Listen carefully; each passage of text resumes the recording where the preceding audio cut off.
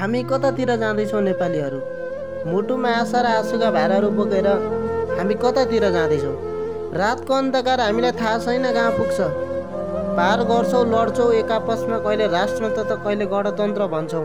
तर हामी नेपालीहरूको सबल एउटा प्रश्न, हामी कतातिर जाँदैछौँ? हामी हिँडिरहेका छौँ हाम्रो मुलुक बनाउन भनेर, तर हाम्रो भविष्यको रहस्य कहाँ लुकेको छ? हामी कतातिर जाँदैछौँ?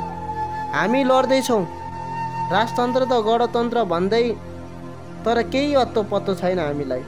गणतन्त्र र राष्ट्रतन्त्रको जन्जालमा हाम्रो लक्ष्य खोइ? हामी सोच्छौँ सुन्दर नेपाल, तर खोइ नेपालको भविष्य? हामी कतातिर जाँदैछौँ नेपाली? गणतन्त्र ल्याउन विगतको युद्धले पारेको घाउ आज पनि मेट्न सकेका छैनौँ। फेरि राष्ट्रतन्त्र भन्दै किन लड्दैछौँ?